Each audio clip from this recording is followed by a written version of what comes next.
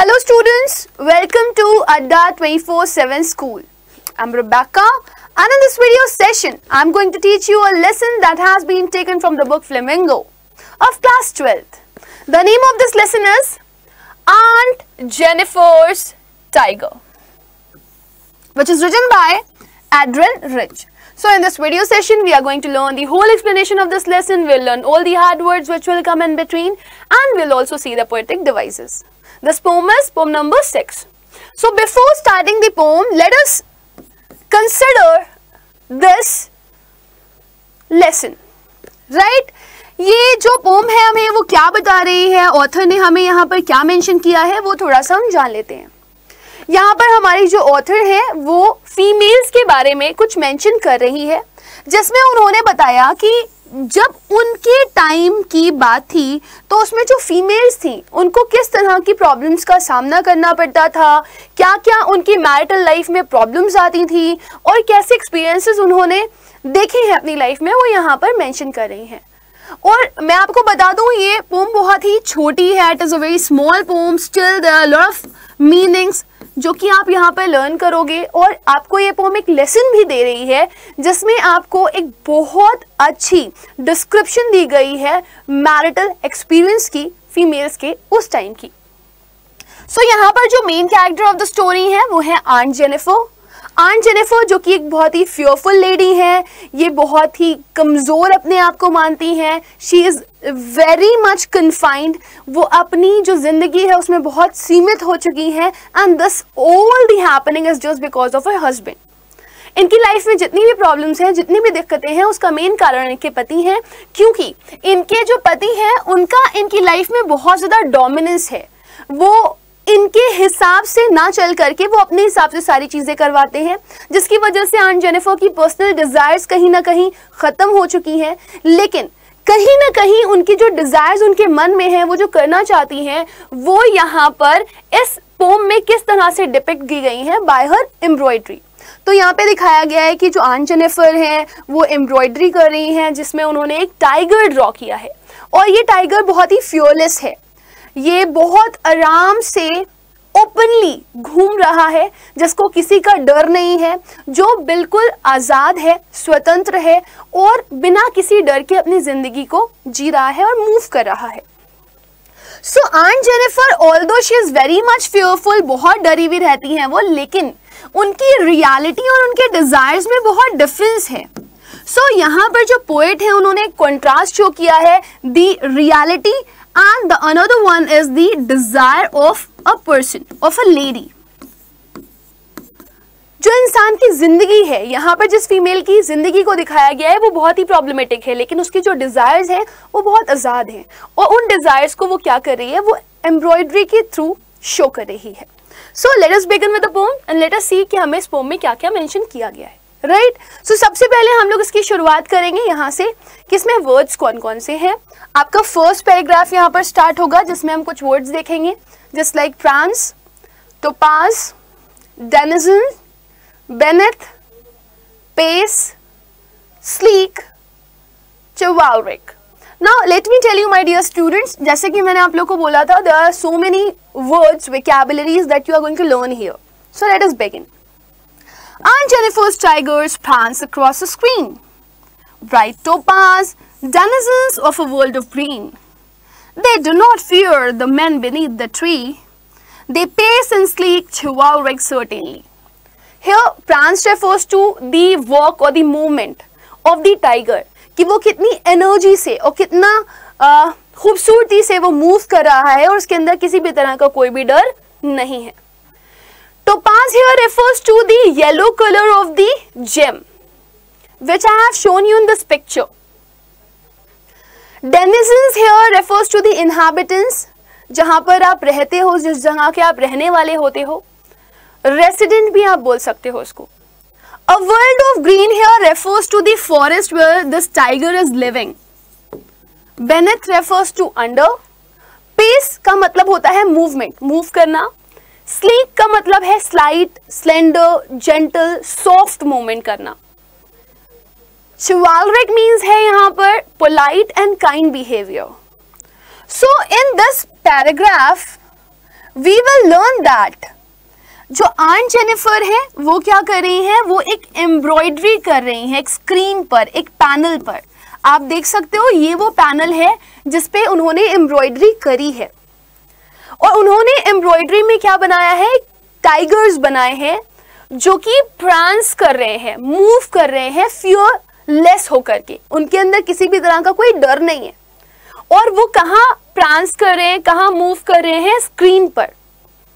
और इनका जो कलर है उसको जो हमारी राइटर हैं वो टोपाज से कंपेयर कर रही हैं। जैसे टोपाज का कलर येलो होता है वैसे ही इस टाइगर का कलर भी कैसा है, येलो। और इसी के साथ साथ उन्होंने पीछे एक जंगल भी ड्रॉ किया है जो ग्रीन कलर का है, यानी कि ये टाइगर जिस जंगल में रहता है उस टाइगर के जंगल को भी आंट जेनिफर ने अपनी इस पैनल में ड्रॉ किया है with the help of embroidery. और वो बताती हैं कि यहाँ पर जो टाइगर हैं उनको किसी का डर नहीं है, वो किसी इंसान से नहीं डरते, वो इंसान जो कि पेड़ के नीचे हैं या उनका शिकार करने के लिए आए हैं। और ये मूवमेंट कर रहे हैं, although people are there, they are ready to shoot them, they are ready to attack them, लेकिन ये जो टाइगर्स हैं they are just moving and they are moving in a soft steps, gentle steps, and they are polite in behavior. वो बहुत ही smoothly, बहुत ही polite होकर के, बहुत ही शांति से अपने मूवमेंट को कर रहे हैं। सो इस पूरे पैराग्राफ से हमें क्या पता चलता है कि जो आंट जेनिफर है उन्होंने अपने डिजायर को अपनी एम्ब्रॉयडरी की मदद से शो किया है कि आखिर वो कैसा जीवन जीना चाहती हैं।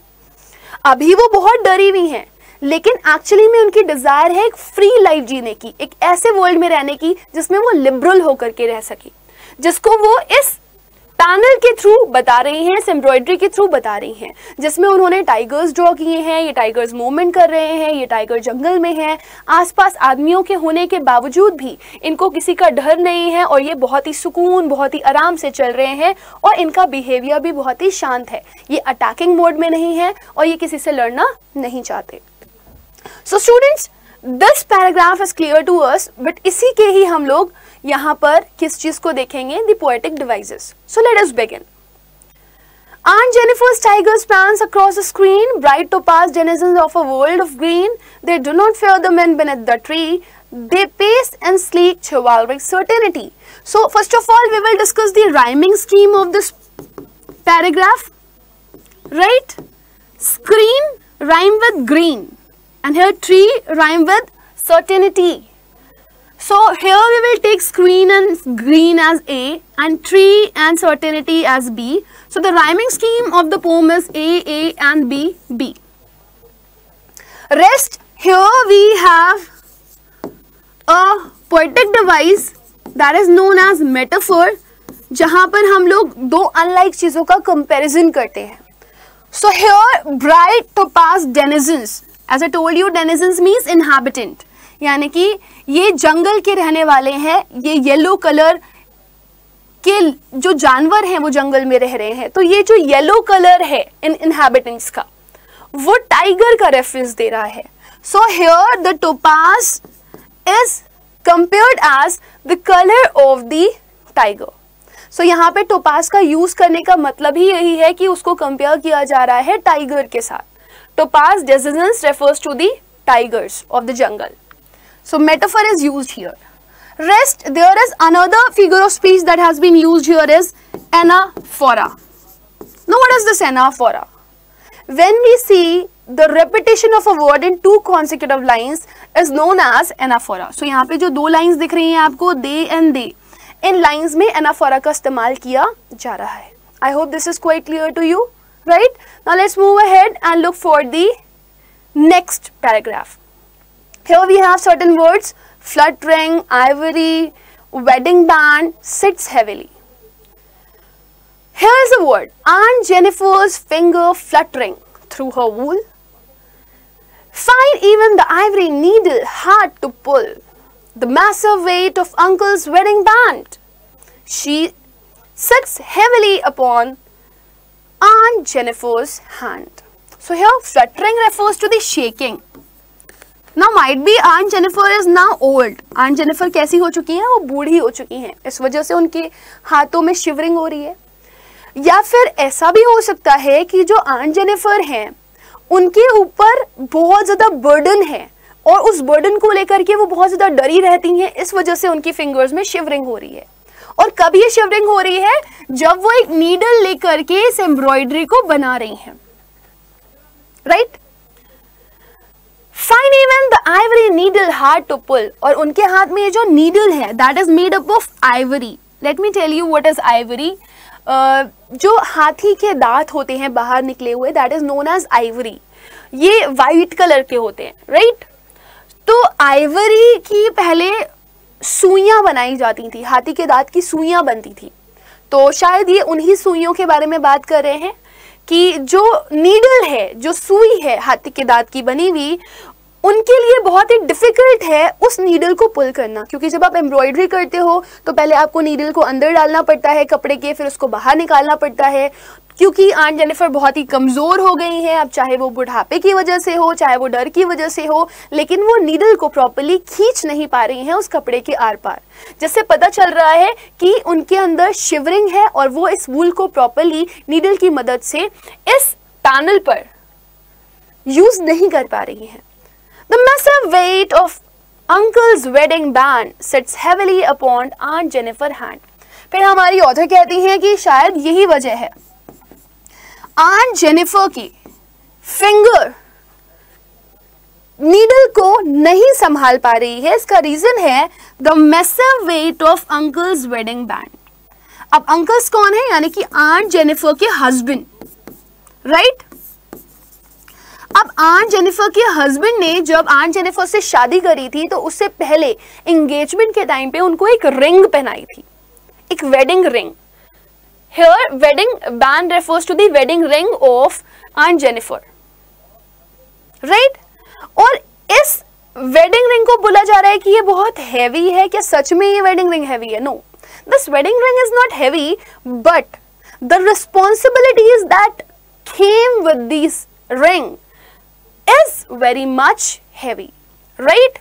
तो इसके साथ जो उनके पास जिम्मेदारियां आई हैं, यानी कि जब अंकल ने आंट जेनिफर को ये वेडिंग रिंग पहनाई थी तो उस समय सिर्फ ये वेडिंग रिंग ही नहीं पहनाई थी, बल्कि उनको काफ़ी सारी रिस्पॉन्सिबिलिटी में ले लिया था। यानी कि जितनी भी जिम्मेदारियां थी वो आंट जेनिफर के ऊपर आ गई थी और आंट जेनिफर उस मैसिव वेट को शायद संभाल नहीं पा रही हैं, इसीलिए वो क्या हो रही हैं, बहुत ही ज़्यादा घबराई हुई हैं।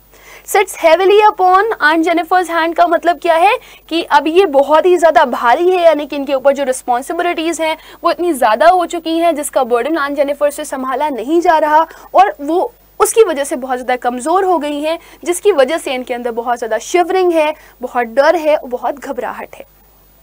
सो माय डियर स्टूडेंट, इस सेकेंड पैराग्राफ में हमारी ऑथर क्या कह रही हैं कि आंट जेनिफर जिस हाथों से इस एम्ब्रॉयडरी को ड्रॉ कर रही हैं या बना रही हैं, तो जब वो वूल को नीडल की मदद से अंदर लेकर के बाहर लाती हैं तो वो प्रॉपर्ली इस नीडल को बाहर नहीं निकाल पाती हैं और उनके हाथों में एक शिवरिंग देखी गई है। उसका रीजन है अंकल और अंकल की वो वेडिंग रिंग, अंकल की वो रिस्पॉन्सिबिलिटीज जो उन्होंने शादी के बंधन में आंट जेनिफर के साथ ले ली थी और शायद वो अब उनका वेट संभाल नहीं पा रही हैं।